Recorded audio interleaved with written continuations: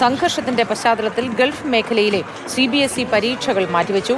സ്ഥിതിഗതി വിലയിരുത്തിയ ശേഷം പുതിയ തീയതി പ്രഖ്യാപിക്കും എന്ന് CBSE അറിയിച്ചിട്ടുണ്ട്. സുരേഷ് വെള്ളിമുറ്റം വിവരങ്ങൾ നൽകും.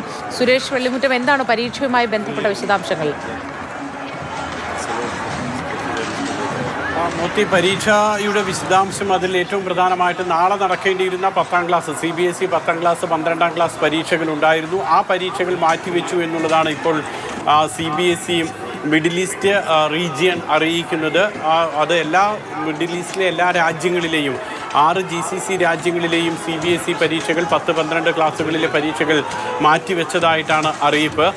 ഇനി ചൊവ്വാഴ്ച CBSEയുടെ അടുത്ത ഒരു അവലോകന യോഗം ചേരും. ആ യോഗത്തിന് ശേഷം പുതിയ തീയതി തീരുമാനിക്കും. ഇനി സംഘർഷം തുടരുകയാണെങ്കിൽ ഒരുപക്ഷെ കൂടുതൽ പരീക്ഷകൾ മാറ്റിവെച്ചേക്കും. അല്ല എങ്കിൽ നാളത്തെ പരീക്ഷകൾ മാത്രം മാറ്റിവെക്കുകയും തുടർന്നുള്ള പരീക്ഷകൾ സാധാരണ നിലയിൽ പോകുകയും ചെയ്യാനാണ് സാധ്യത.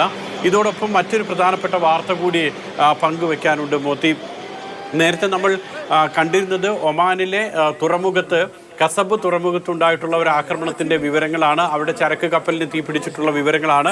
പക്ഷേ ഒമാനിൽ നിന്ന് തന്നെ വീണ്ടും പുതിയ ആക്രമണത്തിൻ്റെ ഒരു വാർത്ത കൂടി വരുന്നുണ്ട്. ദുഃഖം തുറമുഖത്താണ് ആക്രമണം ഉണ്ടായിട്ടുള്ളത്. ദുഃഖം തുറമുഖത്ത് 2 ഡ്രോൺ ആക്രമണം ഉണ്ടായി എന്നുള്ളതാണ് ഒമാൻ തന്നെ സ്ഥിരീകരിക്കുന്നത്. ഒമാൻ വാർത്താ ഏജൻസി ONA ആണ് ഇക്കാര്യം സ്ഥിരീകരിക്കുന്നത്. സുരക്ഷാ വൃത്തങ്ങളെ ഉദ്ധരിച്ചുകൊണ്ടുള്ള ആ റിപ്പോർട്ടിൽ പറയുന്ന പ്രധാനപ്പെട്ട കാര്യം 2 ഡ്രോൺ ആക്രമണങ്ങൾ ഈ മേഖലയിൽ ഉണ്ടായി. രണ്ടാമത്തെ ഡ്രോണിൻ്റെ അവശിഷ്ടങ്ങൾ തുറമുഖത്തെ ഇന്ധന ടാങ്കുകൾക്ക് സമീപത്ത് ആണ് വീണതെന്ന് പറയുന്നുണ്ട്. പക്ഷേ അങ്ങനെയാണെങ്കിൽ പോലും വലിയൊരു നാശനഷ്ടം ഈ രണ്ടാമത്തെ ആക്രമണത്തിൽ ഉണ്ടായിട്ടില്ല. തൊഴിലാളിക്ക് പരിക്കേറ്റിട്ടുണ്ട്. ആ പരിക്കേറ്റ തൊഴിലാളിക്ക് ആവശ്യമായിട്ടുള്ള വൈദ്യസഹായം നൽകിയെന്നും ഒമാൻ അറിയിക്കുന്നുണ്ട്. ഏതായാലും ഒമാനിലേക്ക് കൂടി ഇപ്പോഴത്തെ സാഹചര്യത്തിൽ ആക്രമണം വ്യാപിക്കുന്നു എന്ന് വേണം മനസ്സിലാക്കാൻ.